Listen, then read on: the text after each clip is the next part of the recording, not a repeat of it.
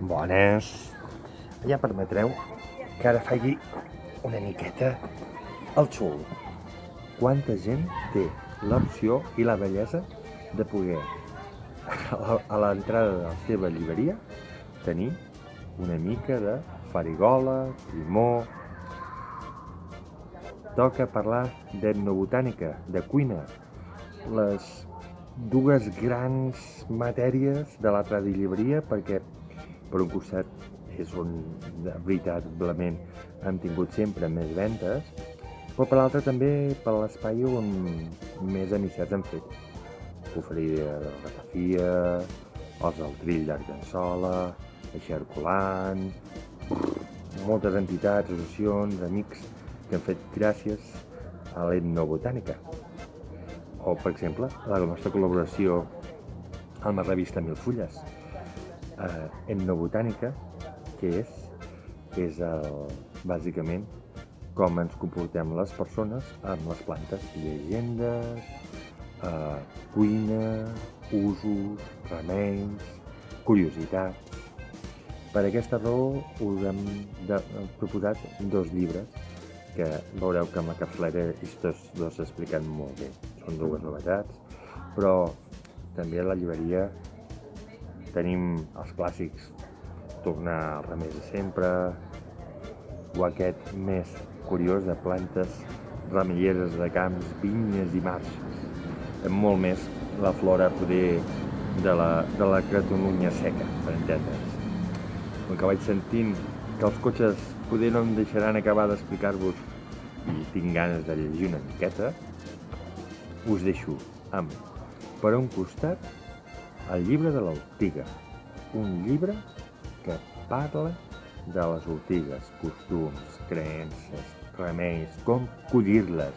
Per fi, podreu saber com collir les ortigues. I, per l'altra banda, Eixarcolant, amb el seu últim volum de plantes comestibles. Ens veiem. Fins aviat.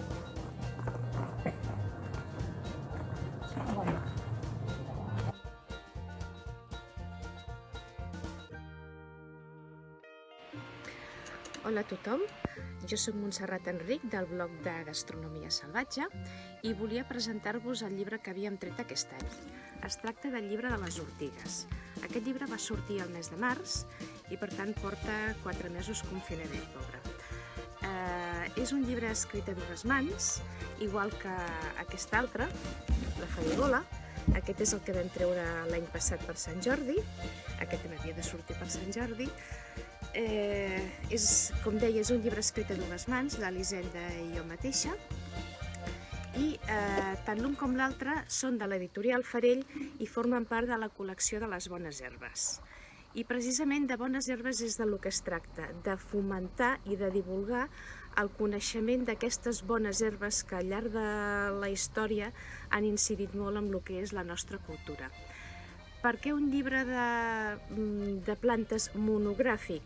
Doncs primer una miqueta per trencar la tendència existent en el món editorial, perquè quan busques coneixement sobre plantes, el que sols trobar sempre és un manual de plantes silvestres o de plantes comestibles, en el qual l'ortiga pot tenir 2, 3 i, si m'apures, fins a 4 planes. Doncs aquí, al llibre de les ortigues, tenim 150 planes només parlant de les ortigues. Clar, això ho abasta tot. Aquest llibre, igual que el de la Farigola també i els que tenim en curs, doncs en aquest llibre trobem els coneixements clàssics que ens han anat arribant de les plantes, la part medicinal, la part de remeis, la part comestible, però també hi trobem molts altres aspectes que al llarg de la història han format part de la història dels humans vinculada a la història de les plantes. I aquesta és una part que l'etnobotànica la toca en algunes vegades més o menys àmpliament, però aquest llibre pretén anar fins i tot una miqueta més enllà del que és l'etnobotànica, perquè buscant, indagant, trobant, observant, veus coses que dius l'ortiga tenia molta més incidència del que aparentment nosaltres li donem, no? Concretament, pel que fa a l'ortiga, doncs és una planta que és d'aquelles tan paradoxals, no? O l'odies o l'estimes. L'odies perquè sempre t'han dit que picava i intentes fugir d'ella, la desprecies, l'arranques, la cegues, li tires glifosat, i en canvi l'ortiga és la millor de les plantes, la millor ortiga silvestre, la millor verdura silvestre. És la planta que ens pot alimentar millor. I tanmateix és desconeguda, temuda. En l'ortiga es donen moltes paradoxes d'aquest tipus. En aquest llibre què hi trobarem? Doncs mireu, en aquest llibre trobarem la part de botànica resumida, que amb tot llibre de plantes hi ha d'haver, perquè lògicament s'han d'identificar, hem de saber quin ordre pertanyen, hem de saber quines són les seves característiques i també les seves possibles confusions botàniques, perquè hi ha moltes plantes que la gent els diu ortiga, però que tanmateix no ho són, però sí que són urticàcies, i aquest llibre el que fa és intenta aclarir una miqueta tot aquest batibull, tot aquest ortigall de plantes que porten aquest nom. Trobareu remeis, trobareu plantes preparats medicinals, trobareu moltes receptes amb ortigues perquè les pugueu aprofitar, que és la millor planta que podeu menjar, i sobretot ara aquest temps a l'estiu, que si aneu a llocs frescos podeu fer una bona collita d'ortigues i podeu preparar els millors plats per poder-vos alimentar. Però hi trobareu també històries que us poden semblar fins i tot rares i rebuscades, però que hi són.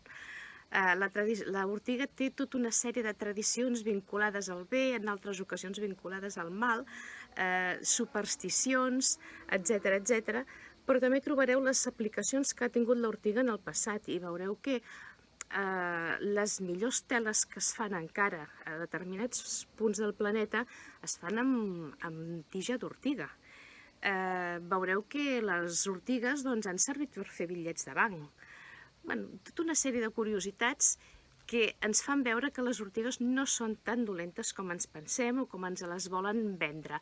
Les ortigues són molt bones, han estat molt bones al llarg de la història de la humanitat i, sincerament, sense elles no sé pas què haguéssim fet. Per tant, jo us convido que aquest Sant Jordi de juliol doncs penseu una miqueta en les plantes i penseu en les ortigues, penseu també en la farigola i penseu també que l'any que ve tindreu una altra planta. Llavors, us desitjo un bon Sant Jordi, us desitjo molta sort i fins una altra. Moltes gràcies per escoltar-me.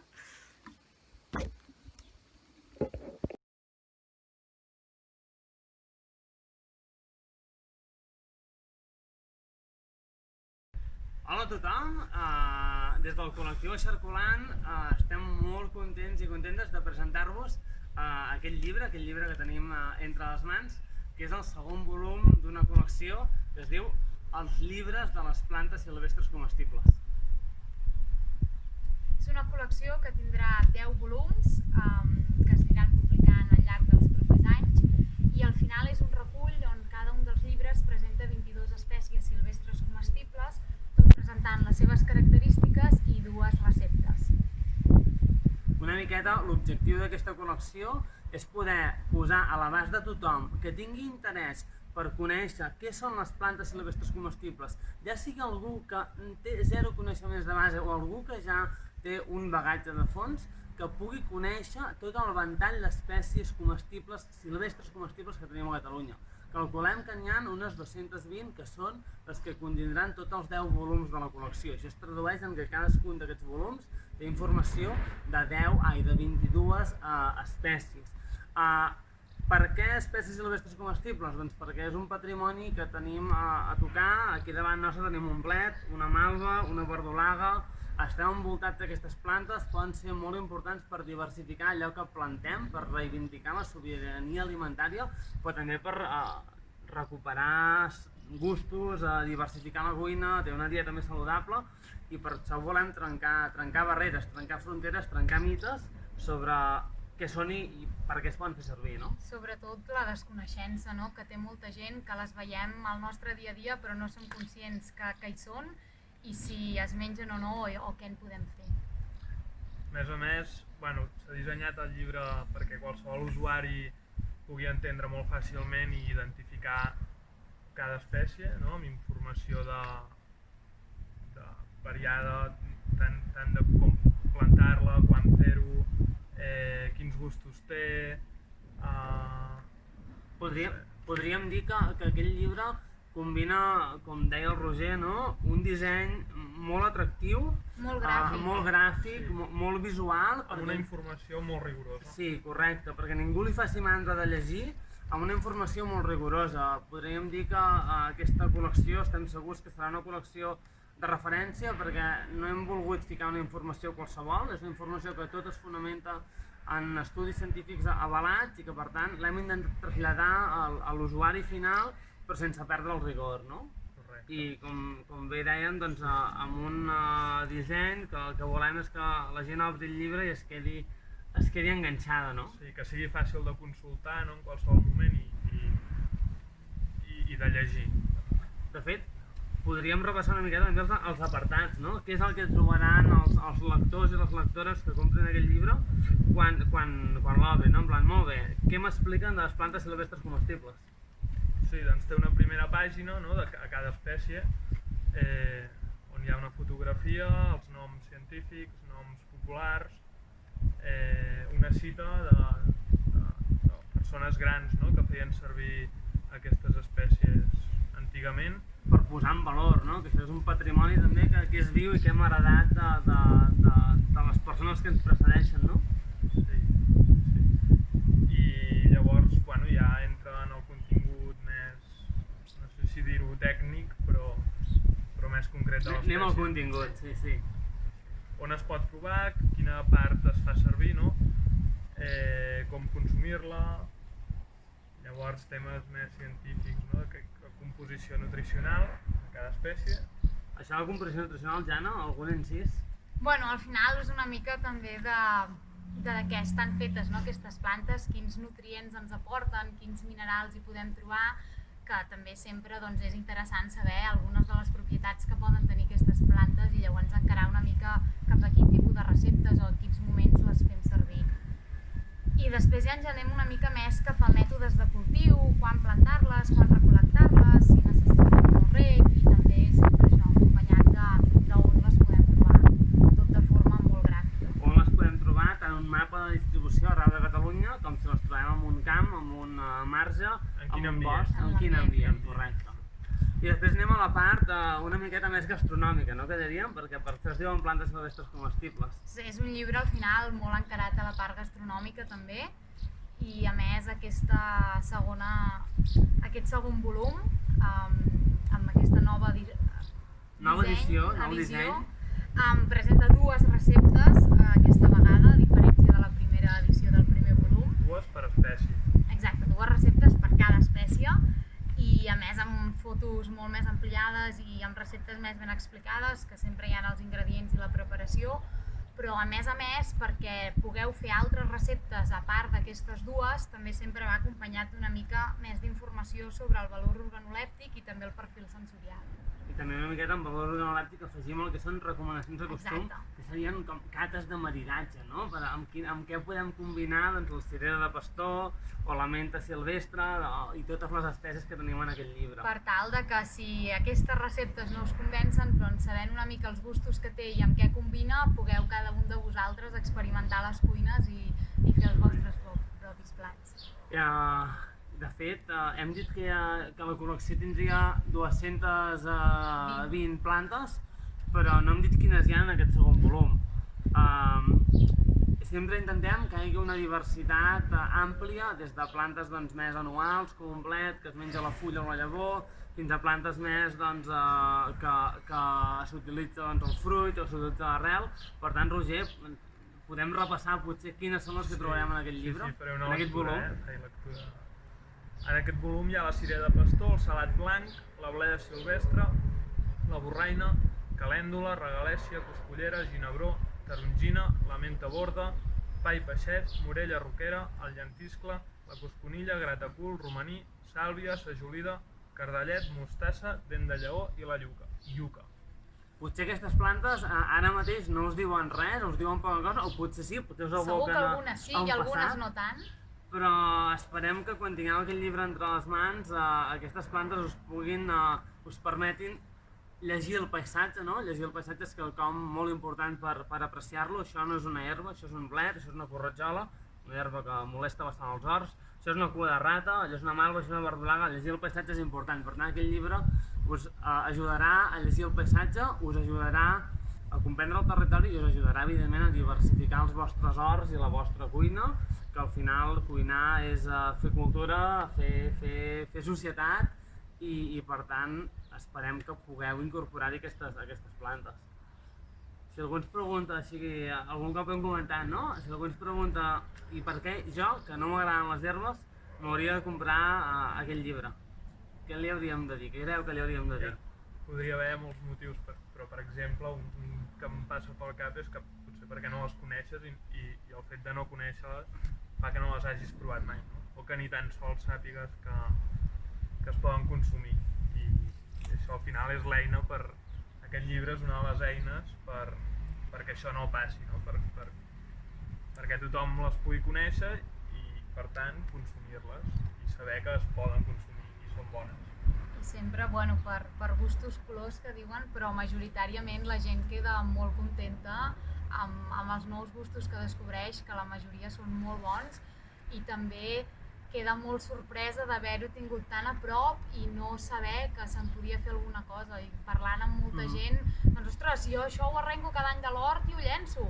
Bueno, ara ho pots seguir arrencant, però ho poses a la paella i tens el sopar. I realment, normalment, són molt bones impressions i són descobrir nous mons i nous gustos i noves formes d'aprofitar el territori. I també podríem dir, no?, que alguna vegada s'ha de començar i per alguna cosa s'ha de començar.